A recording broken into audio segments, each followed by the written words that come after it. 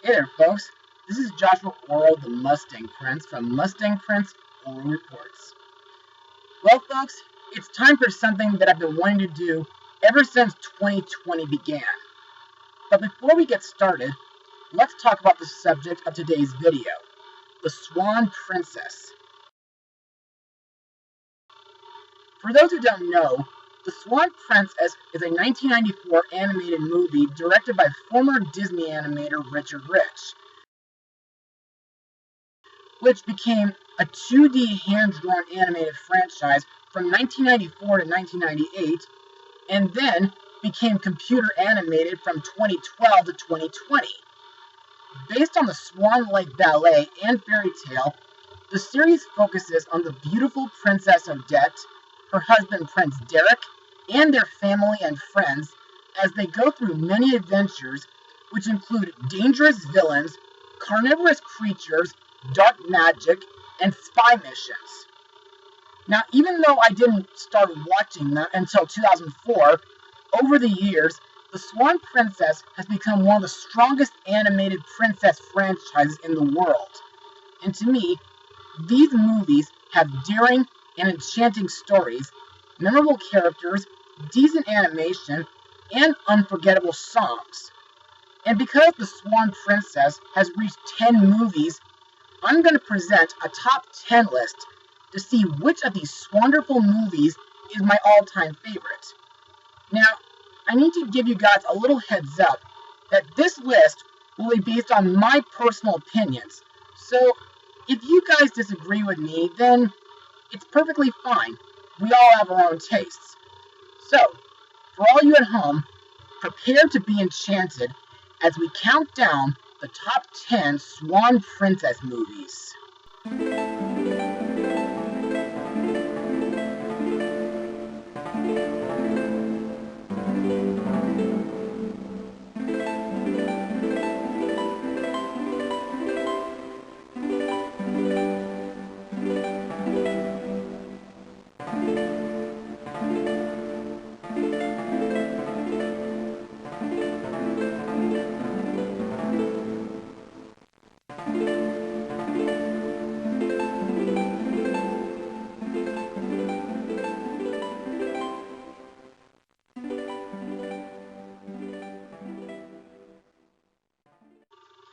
Now, believe me when I say that this movie was the answer to a prayer that I made in my top 13 bad films that I like list back in 2015. The film follows Odette's daughter, Elise, who sets out on a high-seas journey with her tutor, Lord Rogers, and her mom's animal friends, Speed and Jean-Bob. Unfortunately, after a fierce storm, they get shipwrecked on an island inhabited by carnivorous creatures called bogs. While there, Elise meets a runaway boy named Lucas, who helps her and her friends escape the island. The things that I like about this movie is the adventures theme, and I think Elise is a great main character. Sure, she starts off cute and fun, and I like her pirate lingo, which kind of makes me laugh for how adorable it sounds. But later, Elise acts like a Mary Sue, and she serves as a voice of reason for Lucas. Plus, I think Jade Isabel does a great job voicing her. And Nita reminds you of that amazing song she sings called A Pirate Today, which I kind of discovered during June 2016 before the trailer came out on YouTube.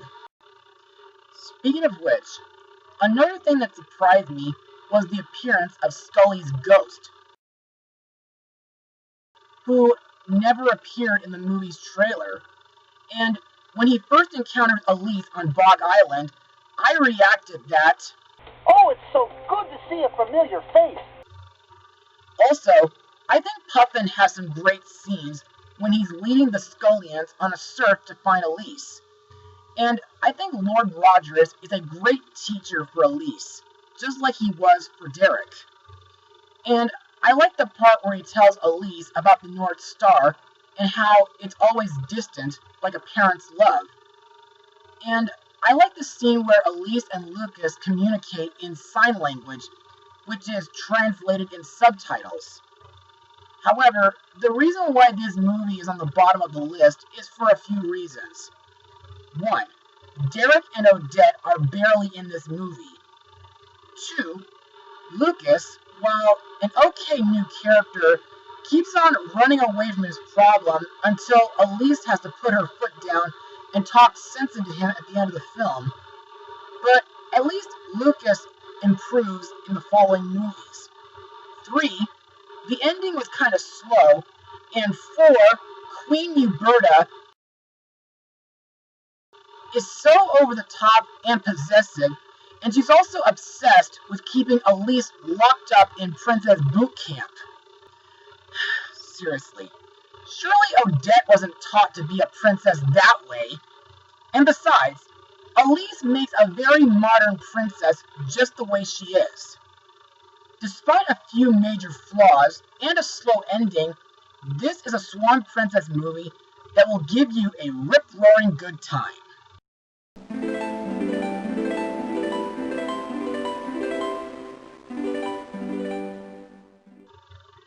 Good news is that Odette and Derek are the main characters here. Bad news, this isn't my favorite in the hand-drawn animated trilogy, mainly due to the fact that I haven't watched it until my high school age. The movie takes place during Odette and Derek's one-year wedding anniversary, which is being interrupted by dangerous vandalisms, which is being caused by the evil wizard Claudius, who wants to get rid of Prince Derek and get his hands on a magical orb containing the forbidden arts. To me, the animation and characters are decent, and the dialogue is pretty nostalgic and reminiscent of the first movie. Plus, several of the songs, like That's What You Do for a Friend, is fun, Magic of Love is romantic, and You Gotta Love It is a really awesome rock and roll villain song. However, the movie's story feels kind of like a roller coaster at times, due to it starting off promising, and then all of a sudden it drags a few times, due to Derek being distracted by his princely responsibilities, which makes Odette worried, and Queen Uberta is very annoying due to her always yapping about her 50th birthday. Plus, Putt-Putt loses his ability to fly for a majority of the movie due to his tail getting hurt. However, what makes this movie interesting is the part where Bridget takes the animals to a secret room in the castle catacombs to get the Forbidden Arts orb before Claudius does. And I also like the part where Bridget turns Odette back into a swan. Plus, the scene where Derek almost drowns in quicksand was very intense. Also, I think Claudius is a very promising villain, even though he can be kind of arrogant at times. Plus, I think The Secret of the Castle is a way better title than Escape from Castle Mountain. Overall, the second Swan Princess movie may not be the strongest, but it can show the true magic of love.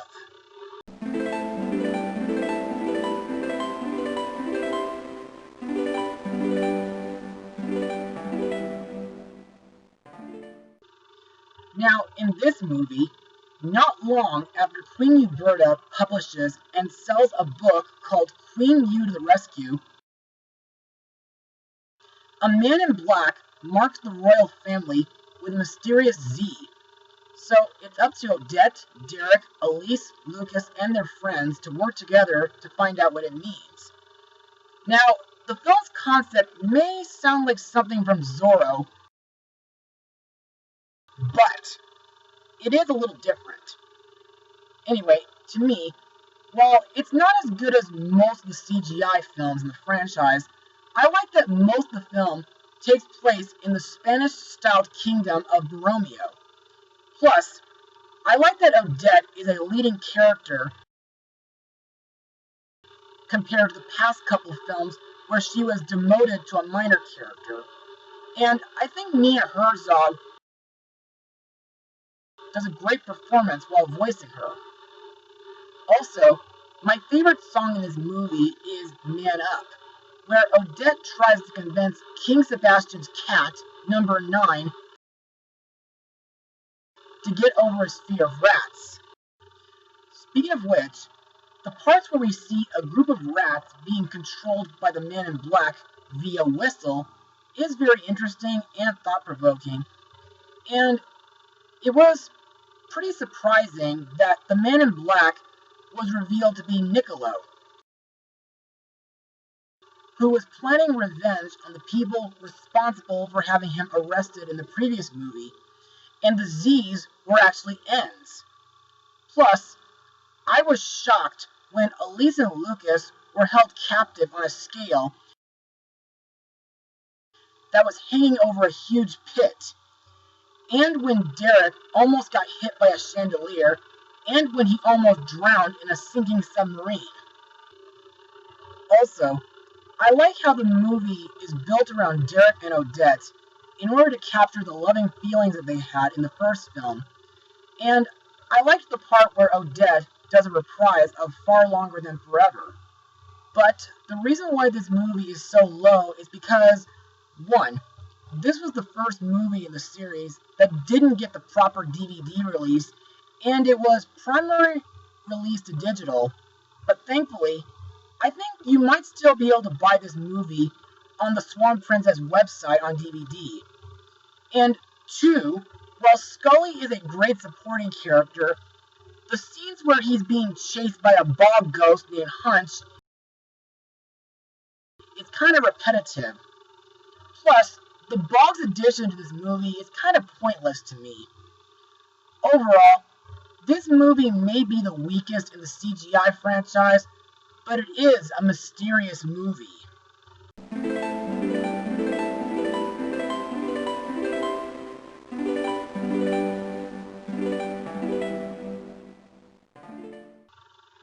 Now, believe it or not, this was the very first Swan Princess movie that I ever blogged on my show, and to this very day, it has the most views ever. Also, this film was released on the year of the Swan Princess's 20th anniversary. The film focuses on Odette and Derek, who adopt a little girl named Elise. Later, the child gets kidnapped by the Scullions, who, back then, believed that the Swan Princess was evil, according to a prophecy that was altered by the Forbidden Arts. Now, it's up to Odette and Derek to save Elise, convince the Scullions that Odette is not evil, and defeat the Forbidden Arts once and for all. Now, to me, while I do wish that this story concept could have been made a long time ago, there are moments that tug at my heartstrings, like the part where Odette has some fun with Elise, and that beautiful lullaby that she sings when Elise had a nightmare. And while the soundtrack is a bit rushed, I think they're all great to listen to. Also, I felt a lot of sympathy for Elise after her biological father accidentally got killed by the Forbidden Arts. And I felt really bad when Elise refused to talk due to her broken heart. Until the end of the movie, that is. Plus, Elise kind of reminds me of someone very special to me. My goddaughter, Elizabeth Fresholt. Also, I think Odette makes a wonderful and a loving mother for Elise. Plus, I thought the Scullions, like Brody, Cutter, and JoJo,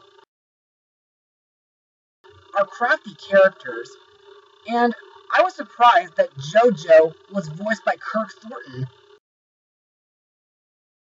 whom folks might know as Syx from the Kingdom Hearts games. Also, I think Scully was a great supporting character for Odette, due to him being the only Scullion who knew that Odette was never evil, And I liked his brave sacrifice, which explains why he's a ghost in the later movies. Another thing that was interesting was the evil force, aka the Forbidden Arts,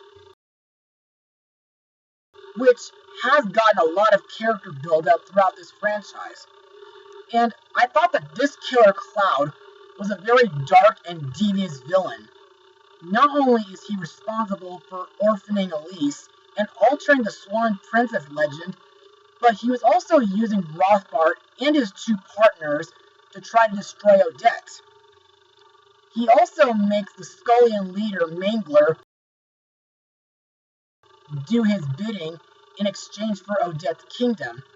And the Forbidden Arts is willing to stop at nothing to get its smoky hands on a glowing stone so that he'll be able to withstand Odette's presence and destroy her himself. Also, the ending really made me smile when Elise became a princess. Overall, this is a Swan Princess movie that is sure to delight your whole family.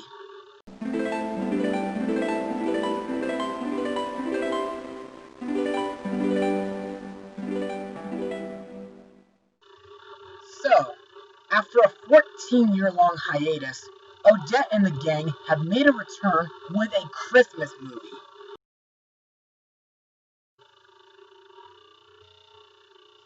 Anyway, in this movie, which takes place between the first and second movies, Odette, Derek, Speed, Puffin, and Jean-Bob spend their first Christmas together at Huberta's castle. However, the entire celebration is being interfered by Rothbart's ghost, who plans to return from the dead by destroying Christmas, using the Forbidden Arts to make everybody grumpy. To me, the animation is okay, due to this being the first Swan Princess movie to be in CG. And I like that the film relies on Christmas spirit, and that the Christmas ornaments on a Christmas tree represent a very special memory. Plus, I think the musical score by Vassal Benford is really beautiful, and I love the many different Christmas songs that are featured throughout the movie. However, my favorites would have to be Christmas is the Reason and Season of Love. Speaking of which, while I do love the version sung in the movie, I think Anna Graceman's version would have to be my all-time favorite, especially after watching her sing it at the Pink Carpet event in Los Angeles last year. Also, I like the part where Derek and Bromley use snowboards and skis while searching for a Christmas tree, where Odette invites the children to join in the Christmas party, and when she asks Rogers and Huberta to help her deliver food and presents to the woodcutter's village, which was something that she and her father, King William, used to do every Christmas time before he passed away. Also, the part where everybody says that it's Ornament Day kind of makes me smile nowadays, since Disney's Frozen kind of copied that scene with the Coronation Day announcement. Also, I think number 9 is a pretty sneaky character while he's doing Rothbart's bidding in exchange for new lives. And I like when Bridget tricks Rothbart into a wind chime trap made by Derek and Bromley. Plus, I think Rothbart is still a great animated villain, though he is pretty much the third villain to return as a ghost, the previous two being Lord Farquaad and Scar. Plus, Rothbart's backup plan to destroy the royal Christmas tree when the lights turn on is both clever and dark. Another thing that I liked about this movie is Derek's rematch with Rothbart at Swan Lake, and where Odette defeats him by singing a reprise of Season of Love. Also to note, I was surprised when Eden Young commented on my video blog of this movie 3 years ago. With all that said, this is a must-watch during the magical holiday season.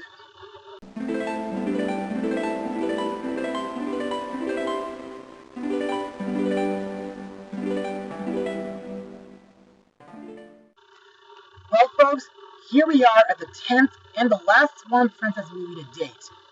And it was the second Swan Princess movie to get a primary digital release and a limited DVD release on the Swan Princess website.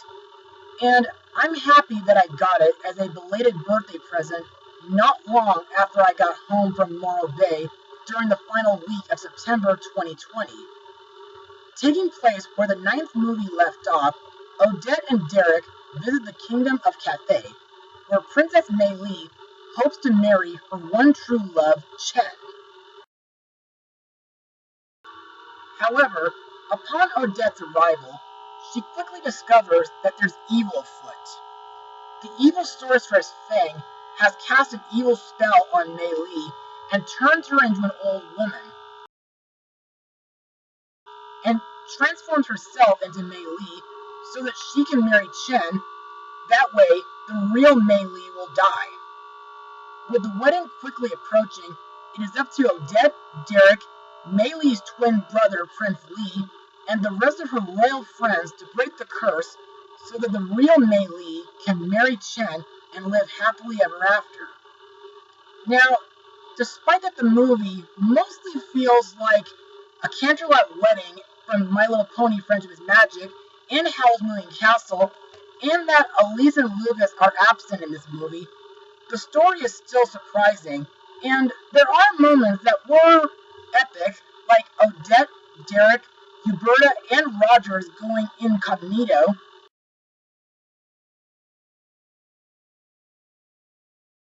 There are intense moments like a giant spider attack, as well as some thrilling and suspenseful moments, and a few funny moments involving Speed, Puffin, and Joan Bob.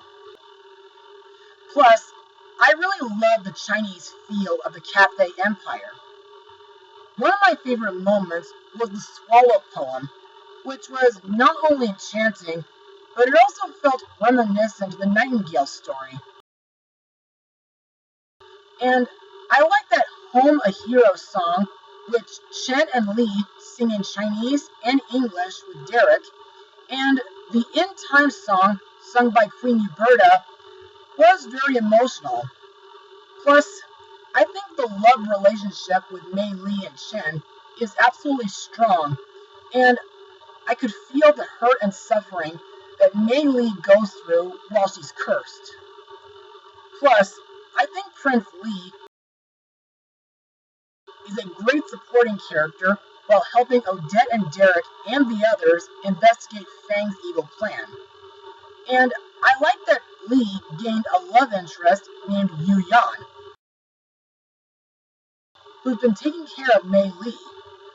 Also, I think Fang is a very manipulative and a devious villain.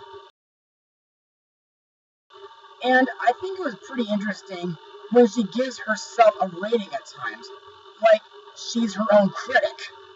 Plus, I think her snake form is very frightening. With a beautiful Chinese-style movie like this has got to be the best wedding ever.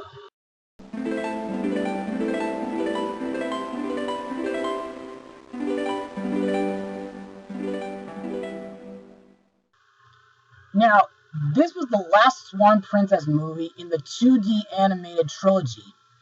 This movie centers on an evil sorceress named Zelda, who plans to steal the Forbidden Arts notes. As part of her evil plan, with some help from a yaki bird named Wizard, Zelda kidnaps Odette and demands that Prince Derek hand over the Forbidden Arts in exchange for Odette's safety. In my eyes, this movie is very thought-provoking and dark due to the villain Zelda. I mean, not only is she a threatening character, but she can also be very manipulative when she disguises herself as an accordion slave, and when she has Rogers become smitten with her. And I thought it was very intense, when she kidnaps Odette with a magic seeker. Also, while Derek should have destroyed the notes when he had the chance, at least he was clever to tear off a piece of the destroying incantation.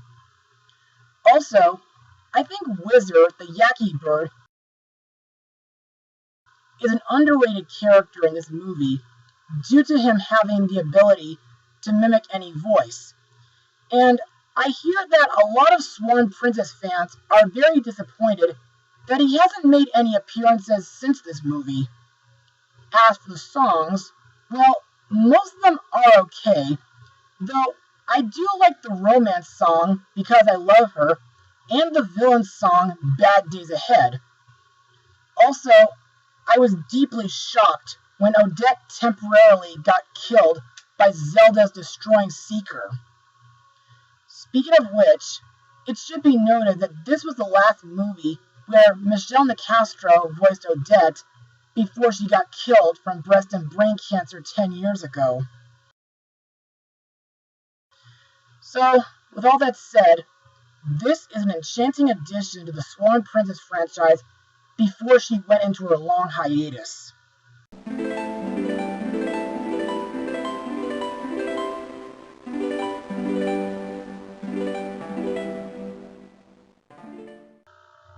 Yep, this list wouldn't be complete without talking about the movie that started it all. Now, since I've talked about this movie a few times on my show, like on my top 30 personal favorite animated movies, and my top 12 episodes from Huey's Animated Movie Reviews, I'll try to make this spot pretty simple. Now, ever since I rented this movie from Netflix in 2004, I think the animation for this film is timeless, and the story is very enchanting. The songs are underrated, funny, and romantic, and I think the voice actors do a marvelous job. From the late Michelle Nicastro as Odette, former Phantom of the Opera Howard McGillin as Derek, former Monty Pythonite John Cleese as Jean Bob, funny girl Sandy Duncan as Queen Uberta, Jack Palance as Rothbart, comedian Stephen Wright as Speed, and Swansker champion Steve Vinovich as Puffin. However, the reason why this movie is at number 3 is not only because it's an underrated animated movie, but it also feels reminiscent to Disney during the 80s, and it also has some modern Broadway thrown in a bit. Plus, nowadays, every time I watch this movie, it brings back wonderful memories of when me and my sister got to attend the 25th anniversary Pink Carpet event in Los Angeles last year, where I not only saw the movie in HD, but I also got to meet the director, Richard Rich, the producer, Selden Young, and my number 1 fan, Nathan Higa, who made a very special airplane design for Hawaiian Airlines. Also, my favorite part of the movie is the rescue scene, where Speed, Puffin, and Jean Bob try to rescue Odette from the dungeon, and, of course, there's one part of the movie where someone catches an arrow, which I thought I'd never see in another movie until Disney used it for their live-action remake of Mulan. Crazy, huh? Overall, The Swan Princess is a timeless animated movie that'll always live far longer than forever in my heart.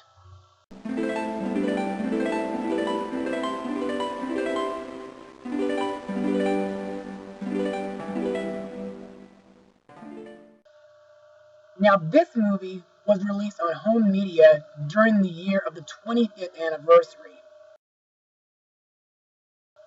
Taking place a few years after A Royal Mystery, Odette hosts a music festival to celebrate Elisa's 16th birthday. At the same time, Odette and Derek try to help Princess Mei Li save Chen from a dragon curse, while Elise is stuck in a love triangle between her childhood friend Lucas and Mei Li's twin brother Prince Li. Now, the reason why this movie is so high on my list is mainly because of how much Elise and Lucas have grown up. I mean, Elise looks very beautiful as a teenager. Also, I managed to make an online drawing of her a few months ago. And I think Lucas has become very handsome and dashing. Plus, I like when Lord Rogers gives Lucas a few tips on how to win Elise's heart, and when he teaches Lucas how to dance. And I also like the harp duet between Elise and Lee,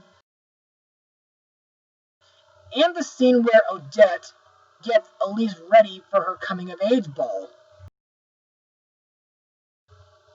Also, while some moments in this movie are very nostalgic, like when Elise and Lucas act like pirates by the lake, I like the movie's musical numbers, like the African Shaka Boom, the Russian Vecherenka, the Latin American La Cascada, the Indian Show Your Colors, and the Chinese Goodbye Song.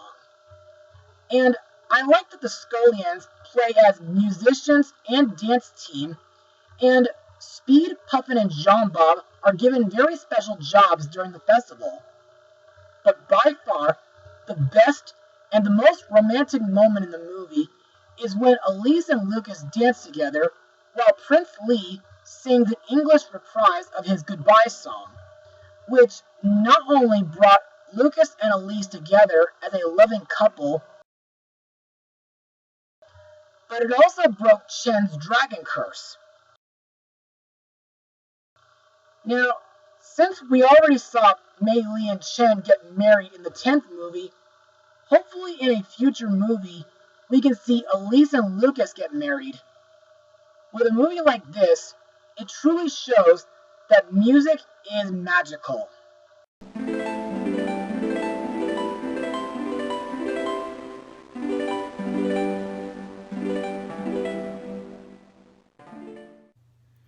Now, in this movie, not long after Trumbo got wrecked in a flood caused by a broken dam, Odette, Derek, and their friends must donate as much money as they can in order to rebuild the Trumbo village. But sometime later, Count Antonio and his chauffeur, Bruno, visit the kingdom, which leaves Lord Rogers suspicious. So, he assigns Elise, Lucas, Speed, Puffin, and Jean Bob to go undercover to see if they can be trusted. Now, the reason why this movie is my number one pick is because of the hardcore spy action, and I like the many different gadgets that Rogers has made.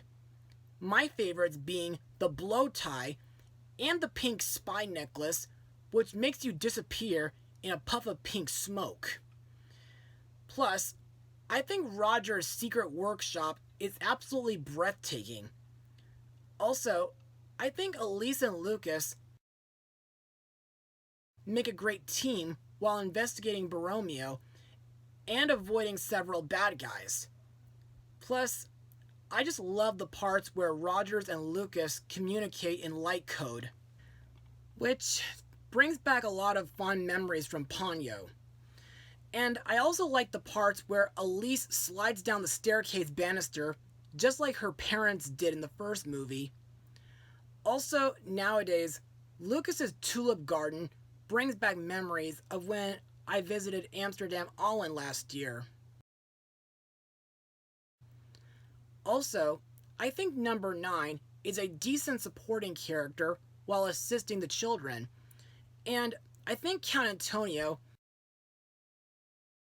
is a very clever villain who plans to steal everybody's money while he flirts with Queen Uberta.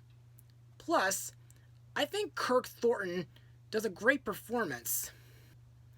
Plus, I think the songs We Are One and Home to Me are very emotional. Another thing I like about this movie is that it gives a lot of character development to Odette's late father, King William, who, if he were still alive today, would be a very proud grandfather. By the way, now that I think about it, since Scully and Rothbard have made appearances as ghosts throughout this franchise, it kind of makes me curious if William can too. Rick, Selden, please make it happen in the future. Anyway, with all that said, The Swan Princess Royally Undercover is the most hardcore and my all-time favorite movie in this enchanting franchise. Well, folks, that concludes my top 10 Swan Princess movies. You know, after watching these movies again, I'm happy to have The Swan Princess as a part of my childhood, and I'm praying that the franchise will continue with more enchanting and thrilling adventures in the future. And I want to thank Richard Rich, Eden Young, and Selden Young for making me the very first featured fan on your website. As for the rest of you at home, be sure to join me for my next blog, Mustang Power.